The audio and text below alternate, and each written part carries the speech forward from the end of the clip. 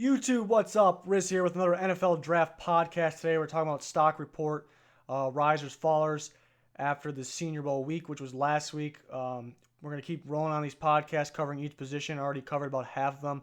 If you haven't seen those, please check them out along with the mock drafts, very popular.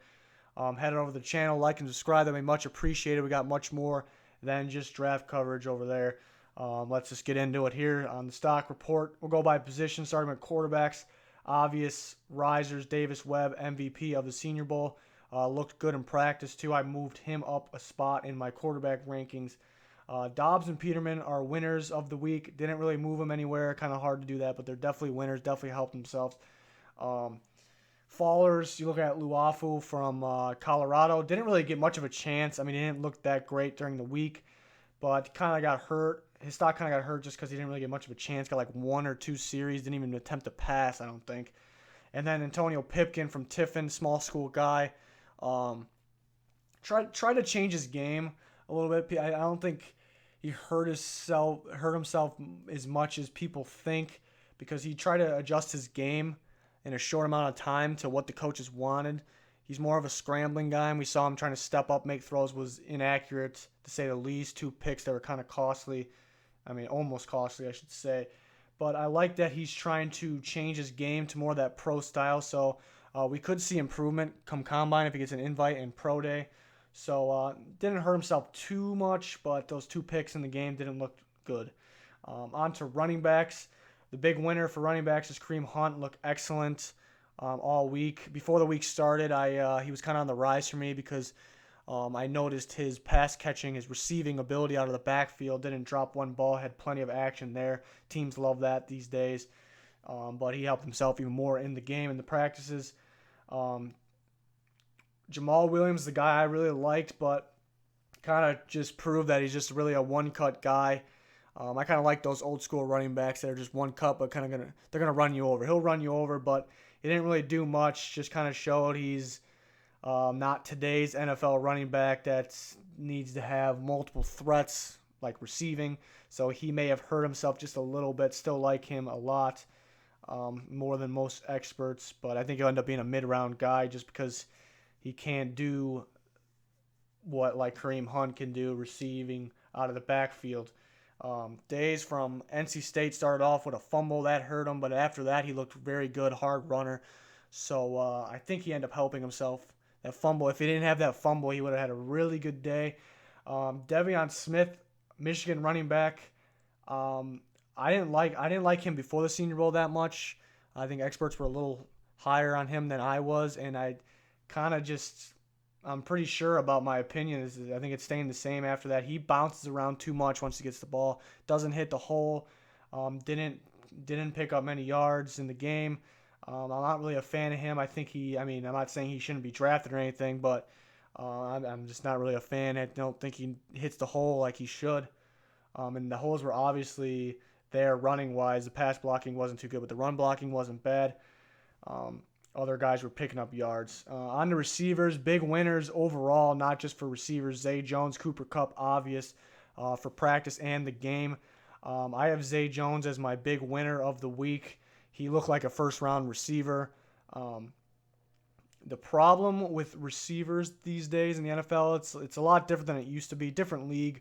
The receivers that end up being busts are guys that can't get open. That's the main thing. Obviously, number one, catch the ball if you're a receiver. Number two is get open. Getting open involves good route running and or speed. I think Zay Jones, Cooper Kupp have both, so that makes them safe picks, I think. I don't think it would be a bad pick if they were taken in the first round, but I think they're second-round locks.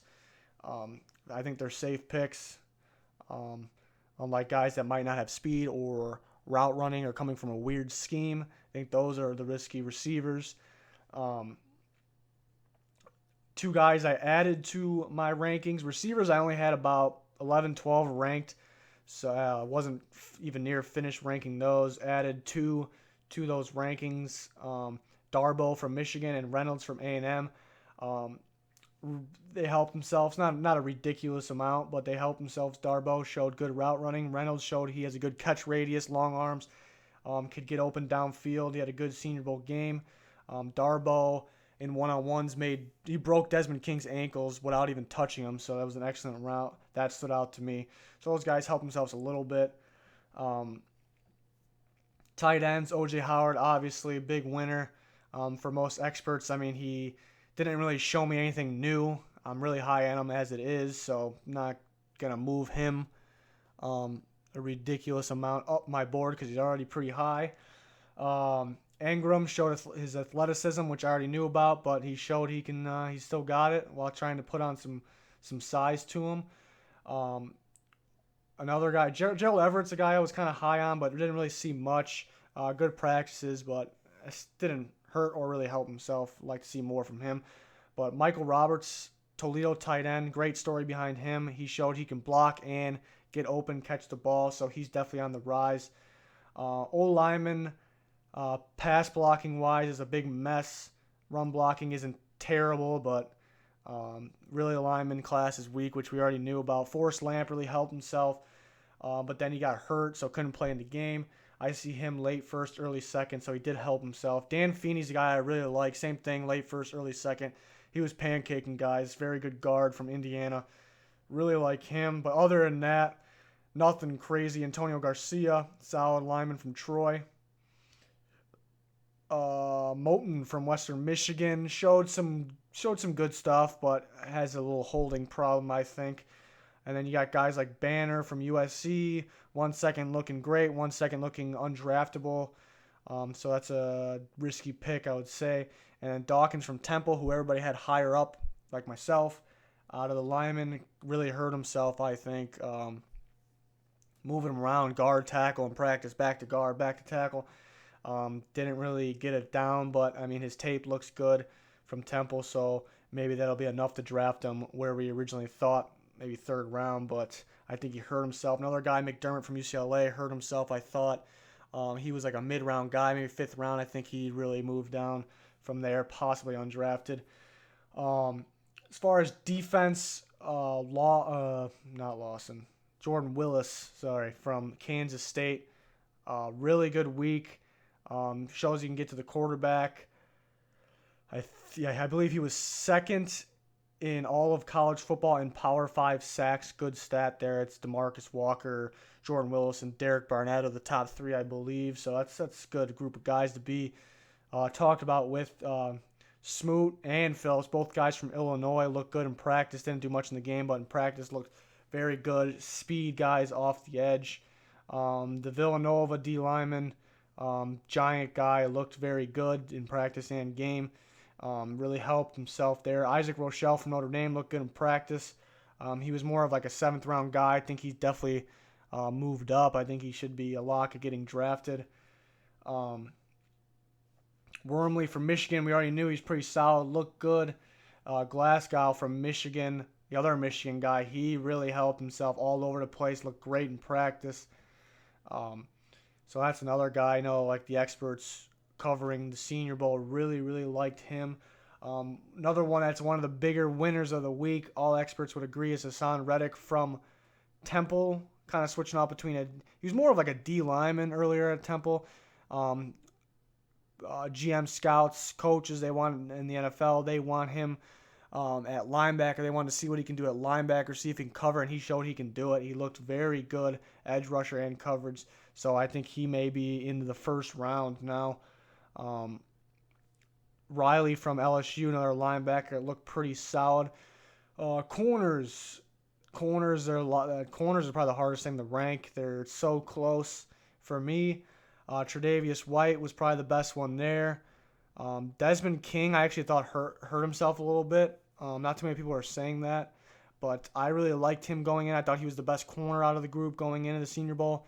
I didn't really see him do anything that great. I think he hurt himself a little bit. I mean, one-on-ones, the receivers should win, but he was getting beat pretty easily and a lot. Cam Sutton's the guy that really helped himself. Showed he can play corner, nickel corner, and safety. A lot of safeties got hurt. He came in at safety.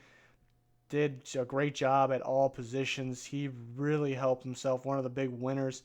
Rasul Douglas, another guy that helped himself there. Jordan Lewis shows he's tight in coverage. The concern about him is he may be only a nickel corner. Nickel corners help teams out, but do you take one early? Is nickel corner worth an early pick? To me, probably not, but I think he's a second-round guy. Could sneak back to the third just because he's maybe only a nickel corner, but he's a tight coverage guy, knows how to play the ball, so I like him. Safeties, Justin Evans, I think helped himself, worried about tackling with him, a lot of missed tackles, but he showed he can play, which everybody kind of knew he can.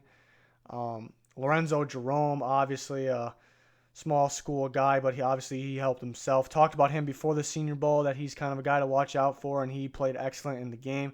So I think he helped himself in that great safety group.